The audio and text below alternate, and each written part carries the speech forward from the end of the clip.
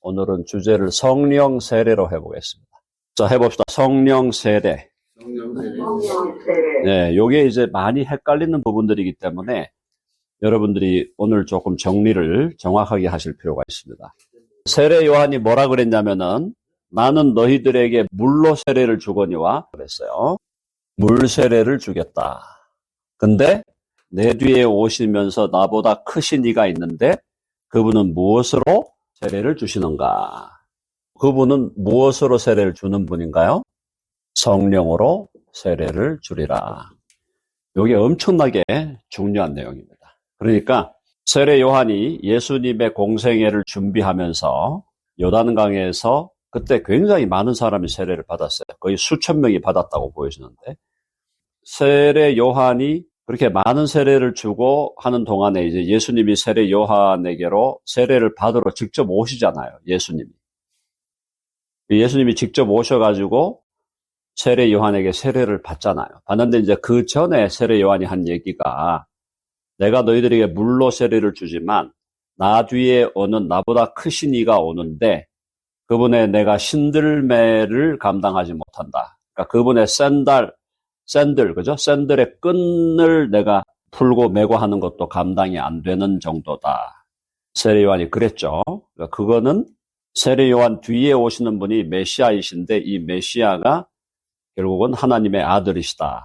또 본성은 하나님이시다라는 걸 얘기하는 거죠. 그래서 그분은 성령으로 너희에게 세례를 주실 것이다. 자, 그래서 예수 그리스도를 주와 구주로 믿을 때 예수 그리스도를 주와 구주로 우리가 믿을 때 그 믿음을 신학적인 용어로 믿는다는 걸 제가 회심이라고 표현했죠. 회심은 영어로 conversion입니다. conversion. 예수 그리스도를 주와 구주로 믿을 때에 그때 거듭나고 중생하죠. 회심 때 거듭나고 중생하면 이때 어제 제가 성령이 들어오신다 그랬죠. 성령이 들어오시는 것이 그때 성령의 세례를 받는 겁니다. 성령이 우리들에게 들어오심. 성령 세례다. 그러니까 들어오실 때 어떻게 들어오느냐. 이게 이제 약간 상징적인 표현이지만 성령이 들어오실 때 우리의 머리에, 우리 영혼의 머리에 성령이 부어지시는 그런 느낌으로 오신다는 거예요. 자, 그래서 우리가 거듭나고 중생할 때 성령이 우리 안으로 들어오시는 그 사건이 성령의 세례. 성령의 세례를 통해서 성령이 우리의 영혼의 머리에 부어지시는 거죠. 부어지심으로 그 성령이 결국은 들어오셔서 우리 안에서 우리가 이런 표현 쓸 수 있겠죠. 비행기가 안착한다. 안전하게 착륙한다 할 때 성령이 안착함으로 성령이 indwelling, 내주하시게 되는 겁니다. 그러니까 예수 그리스도를 믿은 다음에 믿음으로 거듭나고 중생할 때 그때 함께 받는 축복 중에 하나가 우리 영혼의 거듭남인데 영혼의 거듭나는 그 사건 속에서 성령이 우리 안에 들어오시는 그것이 성령의 세례다. 자, 오늘 이 얘기를 제가 여러분들에게 드리는 이유는 예수 그리스도를 진정으로 믿는 모든 사람은 성령으로 세례를 받은 거예요. 그거 여러분 꼭 기억하셔야 돼요. 이걸 잊어버리시면 안 됩니다. 근데 오늘날 이제 어떤 그동안 가르침이 있었냐 하면은 소위 이제 오순절 운동 들어보셨죠? 오순절 운동 들어보셨어요? 오순절 운동이 잘 헷갈리시면은 오순절 운동을 우리나라 말로 하면 순복음교회입니다. 순복음교회도 우리는 정통교회, 우리가 이단으로 생각하지 않습니다. 정통교회예요. 순복음교회도. 근데 이 순복음교회가 오순절 운동이 주장해왔던 게 뭐냐면 예수님을 믿고 거듭날 때 성령으로 세례받는 게 아니고 예수님을 믿고 어느 정도 신앙이 자라다가 어떤 시점에 갑작스럽게 성령을 체험하면서 그때 막 방언이 터진다든가 막 몸이 막 불처럼 뜨거워진다든가 이런 일종의 그 몸의 체험, 신체적인 체험. 그러니까 예수님을 믿고 나서 상당 어느 정도 기간이 지난 다음에 성령을 체험한다 그러죠. 성령을 체험하면서 신체적으로도 막 떨림이 있다든가 어떤 사람 막 고꼬라든다든가 그렇게 하면서 방언이 막 터진다든가 이렇게 하면서 성령을 체험하는 그 순간이 성령의 세례다라고 주장을 하기 시작한 거예요. 그게 오순절 운동과 순복음교회의 주장이에요.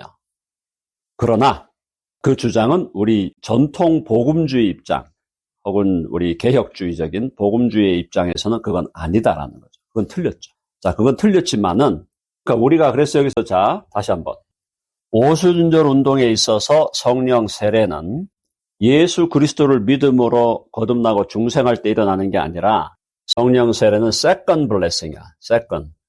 2차적인 축복. 그러니까 처음 믿을 때가 처음 받는 1차적인 축복이라면 믿고 예를 들어서 뭐 세월이 1년이 지나든 뭐 5년이 지나든 10년이 지나든 처음 예수님을 믿고 나서 어느 정도 시간이 지난 다음에 아주 특별하게 성령을 체험하는 거.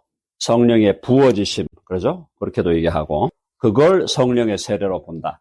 그게 2차적인 축복이라고 보는데 이것은 신학적으로는 바르지 않습니다. 그러니까 신학적으로 바른 거는 여기 아니고 순복음교회의 주장이 아니고 우리가 복음주의적 전통적인 복음주의적 혹은 또 우리는 주로 이제 켈빈주의자들이 많으니까 장로교 켈빈주의가 아니라도 일반적으로 우리가 켈빈주의 라인이 많이 있죠. 복음주의라고 하면은 모든 교단이 다 들어오잖아요. 뭐 장로교, 루터교, 뭐 침례교, 성결교, 그죠? 감리교 다 들어오니까 그런 교회에서의 성경적인 입장은 우리가 예수 그리스도를 주와 구주로 믿을 때, 믿고 거듭날 때 그때 성령이 우리 안에 들어오시는 이 사건, 이것이 성령의 세례고 이 성령의 세례를 우리가 모든 그리스도인들은 다 받기 때문에 그 이후에 모든 그리스도인들 안에 성령은 내주하신다 이 말입니다. 여러분 이해되셨죠? 자, 해봅시다. 성령의 세례로 성령의 내주가 완성된다. 그거 이해되셨죠? 성령의 세례는 성령이 들어오시는 거, 우리 안에 들어오실 때 이걸 이미지화를 할 때 성령이 마치 우리 영혼의 머리에 성령이 우리 여기에 부어지면서 성령의 기름이 우리 온 영혼을 적시는 그런 느낌으로 우리가 이미지화 할 수는 있습니다. 그렇게 하면서 성령이 우리 안에 들어오셔서 그리고 우리 안에 내주하시기 시작하신다. 그것이 오순절 운동 혹은 순복음교회가 주장해온 이 세컨드 블레싱적인 견해와는 다르다는 걸 이해하시고, 자, 그래서 이제 이 오순절 운동이 이렇게 갔기 때문에 순복음교회가 이제 세컨드 블레싱, 2차적인 축복을 어떻게 그렸으면 굉장히 체험적으로 그렸거든. 체험주의라는 건 막 뜨거워지고 눈물이 폭포수와 같이 흐르고 온몸이 어떤 경우는 막 떨리기도 하고 어떤 경우는 마치 무슨 입신을 한 것처럼 가만히 앉아 있는데 이 사람이 막 하늘을 왔다 갔다 하는 것처럼 그런 경험을 한다든가. 이 경험이 굉장히 다양해요. 방언이 막 터져가지고 방언으로 기도하니까 방언 기도를 하면은 또 처음에 방언 받은 분들은 저도 어릴 때 이제 방언 기도하면서 느꼈던 게 밤새도록 해도 그 시간이 안 아깝죠. 그냥 막 하니까 이게 그런 어떤 기도를 들어가고 기도의 시간이나 깊이가 좀 이렇게 깊어지기도 하고 시간도 길어지고 하여튼 다양한 그런 경험들을 하는데 그걸 체험적으로 성령 세례를 그리다 보니까 이 오순절 운동과 순복음교회의 이 맥락에서 이제 살짝 나오는 운동이 그게 바로 은사주의 운동이에요. 은사주의 운동이 charismatic이라고 하는 그런 이 은사주의 운동인데 이 은사주의 운동이 또 한동안 막 그죠? 그래서 은사주의에서는 이제 단순히 뭐 방언만 아니라 순복음은 방언이 제일 중요해요. 오순절 운동은 제일 중요한 게 방언이야, 이 사람들한테는. 근데 이제 은사주의로 가면은 방언을 넘어서서 치유, 또 예언, 방언과 치유와 예언, 그 다음에 더 심한 경우는 막 환상을 보고 환상, 쓰러짐, 이런 등등등 이런 좀 신비한 경험들을 추구하게 됩니다.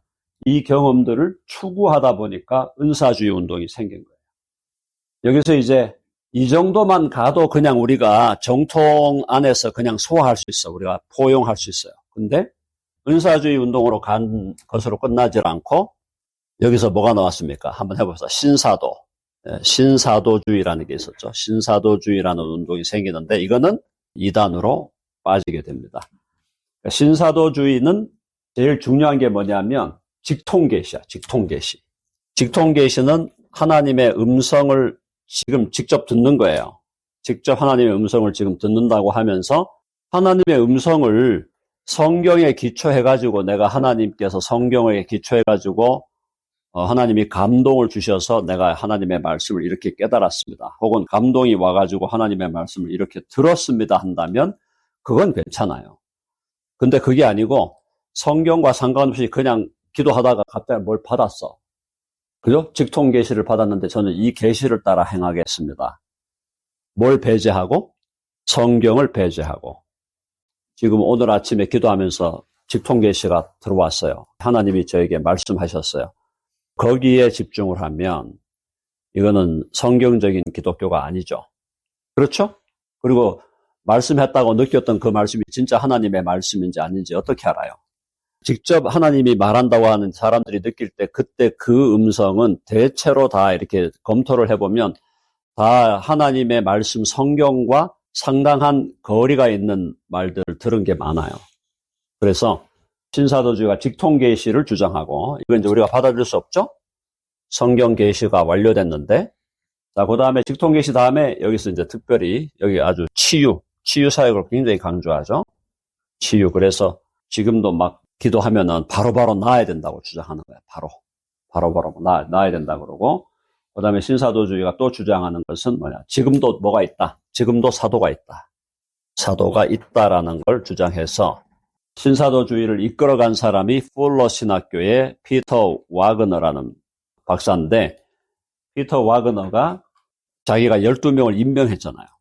12명의 사도를. 12명, 오늘날의 21세기의 사도는 이 사람, 12명이다. 이렇게 자기가 임명을 하는 그런 해프닝이 벌어졌습니다. 그 정도로 가면 이제 우리가 받아들이기 어렵죠. 다른 종교 하시오. 피터 와그너 교를 하든지, 무슨 신사도 교를 하든지, 다른 종교를 하시지, 자꾸 그걸 하면서 우리 기독교라 그러고 그렇게 기독교 이름 팔지 말라. 우리가 얘기하는 거예요. 근데, 순복음교회나 은사주의까지는 그냥 우리가 큰 틀에서 데리고 가자. 이렇게 이제 복음주의권에서 합의를 본 것이다. 그게 어디서 갈라졌느냐? 성령 세례를 예수님 믿을 때에 성령이 우리 안에 들어오는 걸로 볼 거냐? 아니면 성령 세례를 예수님 믿고 나서 어느 정도 시간이 지나가지고 막 특별하게 성령의 부어주심 이런 걸 막 특별히 경험하는 그때를 성령 세례로 볼 거냐.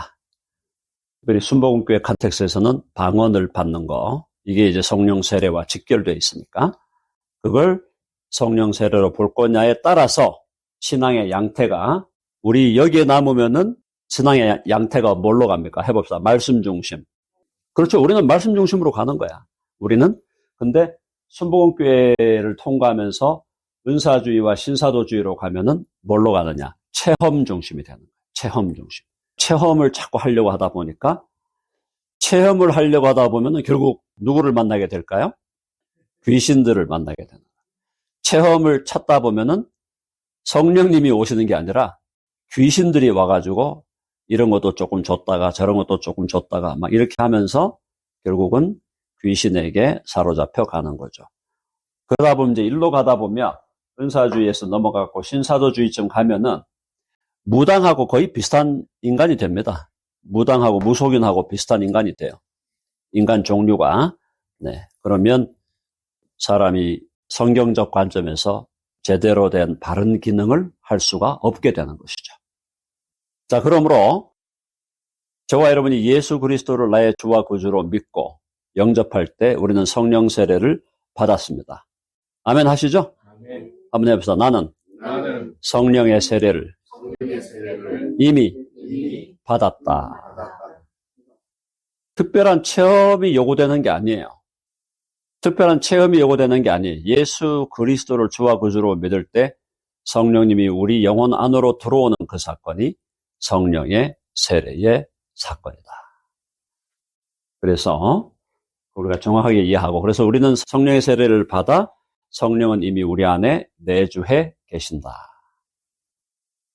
자, 그러면 성령이 우리 안에 내주해 계신 이 성령은, 내주해 계신 성령이 떠나십니까? 안 떠나십니까? 성령이 우리 안에 들어와 계신 성령이 우리를 떠나셔요? 안 떠나셔요? 예수님 뭐라 그러셨어요? 하나님 말씀에. 자, 우리 안에 들어오신 성령은 결코 우리를 떠나지 않는다 그러셨어요. 한 번 내주하신 성령은 우리를 떠나지 않는다. 이게 성경의 철칙입니다. 자, 그런데 여기서 우리가 우리 안에 들어와 계신 이 성령이, 내주에 계신 성령을, 우리가 성령을 대하는 태도가 두 가지 태도가 있는 거예요. 우리 안에 와 계신 성령에 대한 우리의 태도가 부정적인 태도. 자, 우리가 성령에 대해서 부정적인 태도를 가지면 뭐가 되느냐 하면은 에베소서 4장 30절에 에베소서 4장 30절에 성령을 근심하게 하지 말라. 성령을 근심케 하는 거예요. 성령을 근심하게 하지 말라는 걸 영어로 표현할 때는 sadden 하지 말라. sadden, 슬프게 한다 이 말이죠. 그리고 grieve, 슬프게 하지 말라 그랬어요. 그러니까 성령을 근심케 하지 말라는 것은 성령을 슬프게 하지 말라. 이게 성령님에 대한 부정적인 태도입니다. 성령을 근심케 하고 성령님을 슬프게 하는 거, 또 성령을 데살로니가 전서 5장에 보면 성령을 소멸하지 말아라. 살전 5장에 성령을 소멸하는 경우도 있죠. 성령을 소멸한다는 말은, 이게 한국말은 좀 강하게 좀 번역이 되어 있는데, 원문이나 영어로 볼 때는 성령의 활동의 그 불을 끄지 마라, 이런 말이에요. 그러니까 성령께서 우리 안에서 활동하시도록, 역사하시도록 성령께 우리의 마음을 오픈하고 성령이 마음껏 역사하시도록 우리가 열린 자세를 취하라, 그런 얘기거든요. 성령에 대해서 닫힌 자세가 아니라 열린 자세를 가져라. 이게 소멸하지 말라는 거고, 성령을 근심하게 하고 슬프게 하는 것은 뭐가 근심케 하고 슬프게 할까요? 우리 안에 있는 죄와 그 죄의 소욕을 따라가게 되면, 그러면 성령을 근심케 하고 슬프게 하는 거죠. 그러니까 성령을 근심케 하지 말라, 슬프게 하지 말라는 것은 내 육신의 소욕을 따라 살아가지 말라는 겁니다. 자, 이게 이제 부정적인 태도고, 그죠? 성령을 근심하게 하지 말고 성령을 슬프게 하지 말고, 긍정적인 태도, 성령에 대해서 우리가 긍정적인 태도를 갖는다는 건 뭐냐? 우리 안에 와 계신 성령님께 대해서, 내가 성령님에 대해서 긍정적인 태도를 갖는다는 것은 우리가 성령님을 인정해야 돼. 인정. 첫째로 우리 안에 성령님이 와 계신다는 걸 인정해라. 웰컴 하라 그랬죠. 웰컴. 이미 들어와 계신 성령님을 우리가 인정하고, 둘째로 성령의 충만을 받아야 된다. 자, 술 취하지 말라. 에베소 5장 18절. 술 취하지 말라. 이는 방탕하는 것이니 오직 성령의 충만을 받으라. 성령이 이미 우리 안에 들어와 있는 것은 불변이에요. 불변인데, 내가 성령을, 어떨 때는 성령을 소멸하기도 하고 성령을 슬프게도 하고, 어떨 때는 성령을 내가 인정하면서 그 성령의 충만을 받기도 하고, 이런 두 가지 이 상황에서 우리가 왔다 갔다 하는 거죠. 하는데, 성령의 충만을 받으면, 성령의 충만이 뭐라 그랬어요? 성령의 충만을 받는다는 것은 성령의 지배를 받는 겁니다. 지배. 성령의 컨트롤을 받는 거예요. 그래서 성령의 지배를 받으면 이 지배로 인하여 뭐가 열리는가?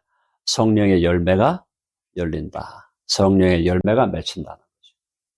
자, 그래서 성령의 세례는, 저와 여러분이 예수 그리스도를 주와 구주로 믿음으로 그때 우리의 영혼이 거듭날 때 우리 영혼 안으로 성령이 들어오시는 거는 영단번의 일이에요. 이거는 한 번으로 끝난 일이야. 그렇죠? 근데 성령의 충만은 매일매일 우리가 반복해야 돼요. 매일매일. 매 순간순간 성령의 충만을 우리가 반복해야 돼. 이게 이제 우리 그리스도인들의 매일의 싸움이죠. 매일의 싸움이, 내 생각과 내 마음을 성령께서 지배하도록 할 거냐, 아니면 내 생각과 내 마음을 내 안에 여전히 남아있는 죄가 지배하게 할 거냐. 지금 그 싸움을 지금 하고 있는 거예요. 우리는 날마다. 그렇죠? 날마다 그 싸움을 하는데 성령이 죄가 나를 지배하도록 하는 그런 어리석은 선택을 우리가 하면은 표가 나잖아요. 매일매일의 삶 속에서 매일 아침에 상쾌하게 시작을 했어. 새벽 기도도 하고 새벽 신학교도 하면서 아주 상쾌하게 시작을 했는데 영적으로도 충만하게 시작을 했는데 시간이 가면서 조금 이게 고갈되죠. 그죠? 에너지가 딸리면서 고갈되면서 이제 급기야 점심 먹고 나니까 막 식곤증도 오고 막 몸도 피곤하기도 오고 하면서 마음이 이제 벌써 성령님의 충만이 에너지가 떨어져 갖고 죄의 에너지가 막 올라오는 거야, 우리 안에서. 그게 우리가 왔다 갔다 하는 거예요, 계속. 그러다가 또 조금씩 정신 차려가지고, 주여 하면서 또 돌아갔다가 에너지가 또 빠져갖고 또 갔다가 우리의 마음과 생각을 성령의 거룩한 에너지가 우리를 채워서 충만하게 우리를 붙들어 우리를 컨트롤하느냐, 아니면 우리 안에 아직 여전히 남아있는 죄에서 나오는 그 죄의 소욕들이 우리를 자꾸 지배하는가. 그러면서 우리는 거기서 선택을 해야 돼. 성령의 소욕을 선택할 건과 또 육체의 소욕, 죄의 소욕을 선택할 건가. 이 선택의 싸움에 있는 거고, 선택할 때도 성령의 소욕을 선택하는 거는 성령의 에너지가 우리 안에 있으면 그걸 선택하게 되죠. 근데 우리 에너지가 약하면 성령의 소욕과 육신의 소욕이 양자가 올라와도 육신의 소욕을 택하게 되는 거예요. 거기로 자꾸 택하게 되는 거예요. 그래서 이 싸움, 날마다 우리의 영적인 싸움이 우리 안에서 진행되는데 그 싸움이 바로 부정적인 태도, 성령에 대해서 부정적인 태도를 가질 거냐, 아니면 긍정적인 태도를 유지할 거냐에 따라서 우리의 삶의 퀄리티가 달라지게 되는 것입니다. 네, 오늘 성령 세례와 결국은 성령 세례로 시작해서 성령 충만으로 이제 끝났는데요. 이 내용이 일반 교회 안에서도 이렇게 조금 디테일하게 설명이 안 되기 때문에 성령 세례가 뭐지? 성령 세례도 잘 이해가 안 되고, 성령을 막 이렇게 강력하게 체험하는 게 성령 세례인가? 뭐 이렇게 생각하는 분들도 있고, 그게 아니라는 거요. 성령 세례는 처음 예수님 믿을 때 성령이 우리 안에 들어오시는 거, 그 사건이니까 그건 끝난 사건이죠. 완료된 사건이고, 성령 충만은 매일매일의 삶 속에서 성령님을 인정하면서 성령님 나를 주장해 주시고 다스려 주시고 통치하여 주시고 그러면서 성령과 함께 동행하는데, 자, 여기서 어제 말씀드렸죠? 하나님도 100을 하셔야 되고 하나님도 100을 하셔야 되고 우리도 100을 해야 된다 그랬습니다. 하나님도 100% 하나님의 역할, 하나님 노릇 100% 해주셔야 되고 우리도 하나님의 자녀로 우리도 우리의 역할, 우리의 노릇을 100% 해야 돼요. 이 두 개가 같이 가면서 신비롭게 조화되는 거지. 한쪽에서 극단적인 오해는 하나님이 다 하니까 너는 가만히 있어. 아니면 뭐 너는 생각도 하지 마. 너는 뭐 공부도 하지 마. 이렇게 하는 쪽이 있고 아주 극단적인 잘못된 거고, 또 어떤 경우는 하나님이 50% 하니까 너도 50%, 5대5로 만나야 돼. 이렇게 주장하는데도 이것도 잘못된 거예요. 그게 아니고 하나님은 100% 당신의 역할을 해주시고 우리도 그걸 따라서 힘을 다하여 수고한다. 해봅시다. 힘을 다하여 수고하노라. 우리가 힘을 다해서 수고해야 돼요. 그러니까 우리에게 있는 우리의 책임, 100% 책임을 우리가 다 해야 돼요. 하나님도 100% 하나님의 역할을 다해 주신다. 그러면서 이것이 아름답게 조화를 이루어 간다. 이렇게 보시면 되겠습니다. 그러니까 하나님이 반을 하고 내가 반을 한다. 이런 입장이 우리가 보통 보는 알미니안주의라고 하는 신학 쪽의 입장이 바로 하나님이 오를 하시면 우리가 오를 해서 중간에서 만난다는 거거든요. 그러니까 왼쪽에 있는 하나님이 다섯 볼을 오시고 내가 또 다섯 볼을 가서 하나님과 내가 중간에서 만난다. 이렇게 되면은 하나님과 우리 사이에 위계 질서가 사라지는 거예요. 그러니까 하나님과 우리가 대등한 관계가 돼버리는 거예요. 대등한 관계가 되니까 하나님도 하실 수 없는 게 자꾸 나오게 되는 거죠. 하나님 편에서도. 무슨 이해되시죠? 그러니까 그런 관계가 아니라는 거죠. 그런 관계가 아니고 대칭적 협력이 있어요. 대칭적 협력. 비대칭적 협력이 있습니다. 그러면 하나님과 우리 사이에 협력이 일어난다는 건 맞습니다. 하나님과 우리 사이에 협력이 일어나는데 하나님과 우리 사이의 협력은 대칭적 협력이 아니라 비대칭적이다. 그건 뭐냐면 하나님과 우리 사이는 여전히 수직적 관계 안에 있다. 하나님이 위죠. 그죠? 하나님이 위에 계시고 우리는 아래에 있는 겁니다. 이 관계는 영원히 깨지지 않잖아요. 이 관계는 계속 가는 거예요. 그래서 하나님과 우리 사이의 이 관계는 위계 질서가 분명히 있는 거죠. 위계 질서가 분명히 있지만 하나님께서는 그렇다고 해서 우리가 해야 될 역할을 하나님이 대신해 주는 게 아니다 이 말이에요. 우리가 해야 될 역할을 우리가 하되, 우리가 이 바울이 얘기한 대로 바울이 자기의 역할을 100%를 해 나가는데 골로새서 1장에 보면은 하나님이 일하심을 따라 행한다 그랬거든요. 하나님의 일하심을 따라서 나도 힘을 다해 수고한다. 따라간다. 우리가 따라간다는 개념이 바로 위계 질서가 있다라는 개념이에요. 수직적 개념. 근데 대칭적인 거는 하나님과 우리가 수평적이잖아요. 그러니까 따라가는 게 아니에요. 우리가 하나님을 따라가는 게 아니라 하나님 여기까지 오세요. 그러면 저는 하나님이 여기까지 오시면 제가 거기까지 가겠습니다. 그러니까 완전히 어떤 계약적 관계가 되는 거죠. 계약적으로. 계약적, 대칭적 관계. 그러면 하나님이 못하시는 게 자꾸 생겨요. 무슨 뜻인가? 인간이 안 움직이면 하나님이 못해요. 인간이 안 움직이면 하나님도 할 수 없는 일이 자꾸 생기게 되는 거죠. 그거는 아니다라는 거예요. 그게 이제 알미니안주의. 우리는 기본적으로 하나님이 다 하셔요. 기본적으로 하나님이 다 하시는 그 맥락에서 우리도 100%를 한다. 그 얘기죠. 기본적인 전체적인 거는 하나님이 해 가시는 거. 우리가 하든 안 하든 하나님이 해 가시는 거예요. 하나님이 해 가시는데 하나님이 주권적으로 인도해 가시는 그 맥락에서 너희도 참여해라. 그러니까 나를 따라와서 이 귀한 일에 참여하라고 하나님이 invite, 초청하고 그 초청에 대해서 내가 예, 따라가겠습니다 하면서 따라가게 되는 것. 이것이 성경적인 바른 우리 칼빈주의적인 견해라면은 대칭적으로 되면은 하나님이 계속 기다려야 돼요. 무슨 말인지 이해되시죠? 예, 하나님이 계속 기다리면서 얘가 움직일 때까지 계속 눈 빠지게 기다려야 돼요, 하나님이. 예, 그런 하나님은 저는 절대 안 믿습니다. 그런 하나님을 제가 왜 믿어요? 인간이 하는 일을 계속 기다리고 있는 거야. 제가 뭘 하고 있나. 계속 기다리고. 그게 아니에요. 우리가 하나님께 협력하든 안 하든 하나님은 당신이 주도적으로 모든 일을 끌고 가시는 거예요. 그 맥락에서 너희도 참여하여 너희의 역할을 100% 해서 거기서 너도 행복하게 살아라. 이게 하나님의 뜻이지. 야, 내가 한 50 갈 테니까 너도 50 와. 그래갖고 인간이 50을 안 오면 만나지를 못해, 하나님과 인간이. 그런 하나님은 아니다라는 거죠. 아니, 성경 전체를 보세요. 하나님의 역사가 하나님의 주도하신 대로 되지, 뭐, 인간이 된다고 안 되고, 안 된다고 되고, 이게 아니란 말이에요. 네. 우리 보고 아무것도 없는 상태에서 뭔가를 창조해내라. 그렇게는 하나님이 안 하셔요. 판을 깔아주시죠, 판을. 그걸 우리가 볼 때 뭐, 예를 들어서 표현을 뭐, 무대를 만들어 주신다 그러잖아요. 무대를 만드시고, 이제 너 한번 해봐. 펄폼 해봐. 그렇게 하는 거지. 하나님 뭐 아무것도 안 하고 계시다가 그냥 너 알아서 한번 해봐. 이렇게 하시는 분이 아니다. 똑같습니다. 우리가 부모가 되면은 그거 하나님의 마음을 많이 느끼게 되는데 부모가 자식에게 자식이 자기 역할을 하는 거 부모님은 너무너무 원하죠. 자식이 자발적으로, 자주적으로, 주체적으로 모든 일을 해 나가기를 바라죠. 절대로 바라죠.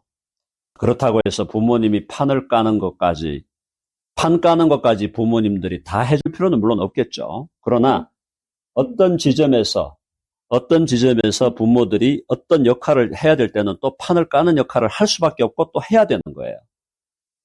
그게 안 되면 자녀들이 없는 데서 뭔가를 만들어내려고 할 때 그것이 그렇게 만만한 일이 아니다. 그렇다고 해서 그러면 부모님이 막 그냥 모든 일에 그냥 막 판을 깐다.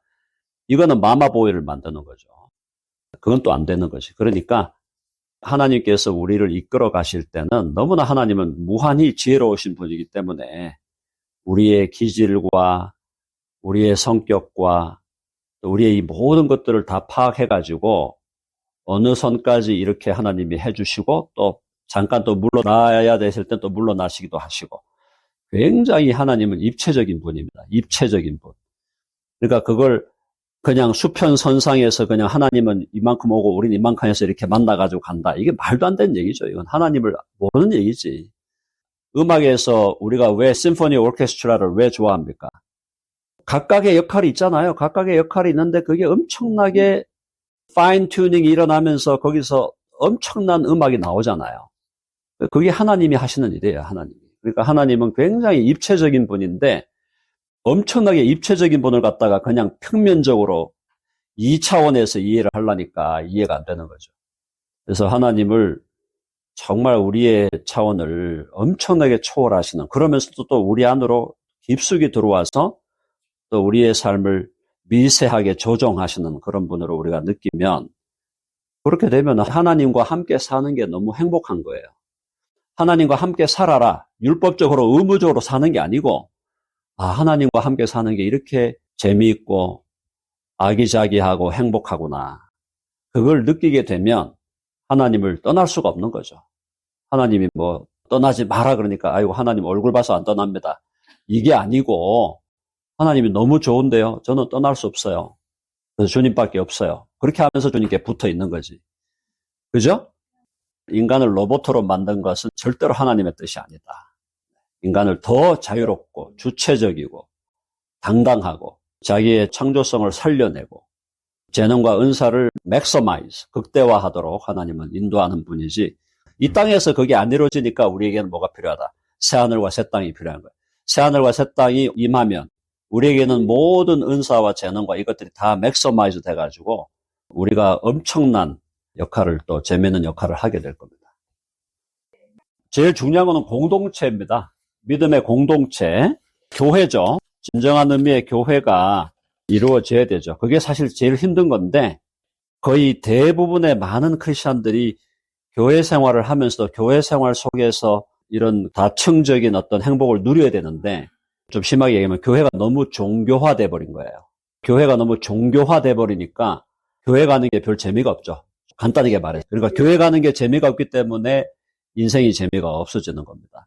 재미있는 교회, 내가 교회를 나가더라도 내가 살아나고 내게 있는 재능이 살아나고 내가 나 한 사람으로 appreciate 되는, 정말 귀하게 여김을 받고 한 사람 한 사람에 대해서 그 사람의 가치와 또 그 사람이 갖고 있는 참 많은 것들을 서로 인정해주는, 그러면서 서로를 막 이렇게 iron sharpens iron이라고 철이 철을 날카롭게 한다는 식으로 서로를 이렇게 좀 세워주는 이런 그 공동체가 돼야 되는데, 교회가 종교화돼 버리면은 그런 게 일어나질 않습니다. 그러니까 뭐 불교처럼 그냥 이상한 종교화돼 버린 거죠, 기독교가. 그래서 기독교가 종교화된다는 게 굉장히 위험한 거예요. 우리가 종교가 아니다 이런 말이 아니라, 학자들 간에 그런 얘기 하잖아요. 기독교는 종교가 아니다, 기독교는 관계다, 이렇게 얘기를 하는데 그 말은 맞죠. 맞는데 종교학적으로 볼 땐 또 기독교도 종교거든요. 근데 그렇다고 해서 기독교가, 교회가 종교화가 심해져 버리면은 역동성, 이게 다 죽어버리죠. 종교화된다는 거는 그냥 형식화, 의식화된다는 거예요. 의식. 다시 말씀드리면 종교화에 대한 반대말은 예수님하고 나하고가 1대1로 주님과 만나서 이게 관계 형성이 되면서 동행이 돼야 돼요. 쉽게 말하면 나의 일상이 신앙과 유리되면 안 돼요. 내 일상이 신앙과 항상 연결되어 있어야 돼요. 그러니까 주님과 연결되어 있어야 돼요. 그러니까 우리가 자꾸 오해하는 게, 신앙생활은 주일날만 하잖아요. 교회 오는 날만. 신앙생활을 주일날만 하고 교회 오는 날만 하는 게 그게 종교화됐다는 겁니다. 그게 아니에요. 신앙은 주일날만 신앙생활하는 게 아니고 신앙생활은 매일 하는 거고, 매일 아침부터 저녁까지 매일 하고 매 순간 하는 게 신앙생활. 신앙생활이라는 게 바로 뭐냐? 주님과 내가 계속 관계하는 거거든요. 주님과 내가 관계를 맺는 거란 말이에요. 그래서 주님 안에서 나를 또 계속 살피는 거고, 내 상태를 살피면서 주님 안에 사는 거예요. 내가 어떤 생각을 했다, 이것도 주님 안에 계속 비추어 보고, 내가 어떤 계획을 세운다, 그것도 주님 안에 비추어 보고. 그러니까 매일매일 매 순간순간이 주님 안에서의 삶이 돼야 되는데, 대부분의 크리스찬들이 주일날만 오거든요. 주일날만 교회 나와가지고 예배 1시간 짠 드리고 그냥 다 간단 말이에요. 그거는 성경이 말하는 신앙생활이 아니에요. 그건 그냥 종교생활이죠, 종교생활.